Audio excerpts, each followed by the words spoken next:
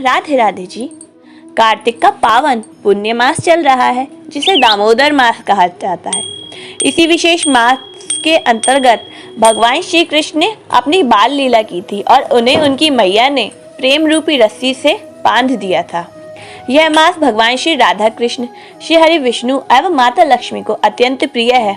इसी विशेष मास के अंतर्गत शरद पूर्णिमा के दिन माँ लक्ष्मी का समुद्र मंथन से उद्गम हुआ था, अर्थात वे प्रकट हुई थीं, और दीपावली के दिन श्री हरि ने उनका वरण अर्थात उनसे विवाह किया था।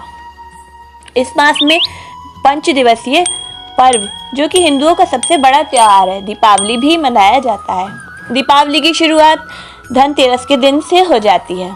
इस बार धनतेरस 2 अक्टूबर सन 2021 मंगलवार को पड़ रहा है। धनतेरस का भी अपना विशेष पौराणिक महत्व है, क्योंकि इस दिन भगवान श्री हरि का ही स्वरूप धन्वंतरी भगवान, जो कि देवताओं के वैद्य माने जाते हैं, वे समुद्र मंथन से हाथ में पीतल का बना हुआ अमृत कलश लेकर उत्पन्न हुए थे। इनकी धनतेरस के दिन संध्या समय प्रदोष काल में माता लक्ष्मी और कुबेर भंडारी के साथ पूजन किया जाता है, तो मनुष्य को आरोग्यवान और सुखों से परिपूर्ण जीवन का आशीर्वाद प्राप्त होता है। इस वर्ष धनतेरस पर पूजन का शुभ मुहूर्त, खरीदारी का शुभ मुहूर्त आपके समक्ष स्क्रीन पर मौजूद है। साथ ही इस वर्ष धनतेरस पर त्रिपुष्कर योग बन रहा है, जो 3 ग्रहों के संयोग से 3 गुना फायदा देने वाला है। इस दिन खरीदारी का विशेष महत्व है, क्योंकि इस दिन धन्वंतरी जी पीतल का बना पात्र लेकर प्रकट हुए थे, इसलिए इस दिन बर्तनों की खरीदारी करना विशेष रूप से शुभ माना जाता है। साथ ही ऐसी मान्यता भी है कि इस दिन जो कुछ भी खरीदा जाए वह 13 गुना अधिक बढ़कर सौभाग्य के रूप में हमारे जीवन में हमें प्राप्त होता है।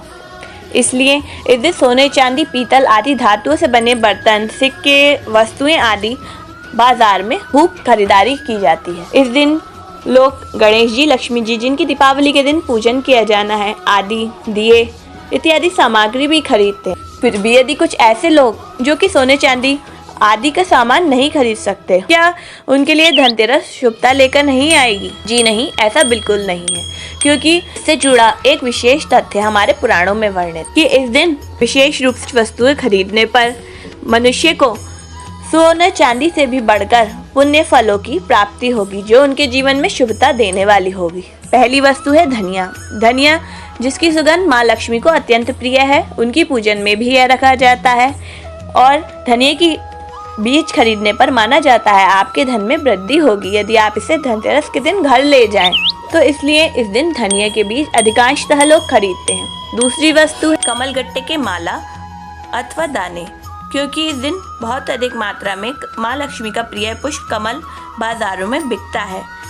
तो यदि आपको ना भी मिल पाए तो यह दाने आप माँ के चरणों में अर्पित करें, यह सकारात्मक ऊर्जा को अपने अंदर सोख लेते हैं। तीसरी वस्तु है भगवान श्री लक्ष्मी गणेश जी का मिट्टी से बने हुए विग्रह।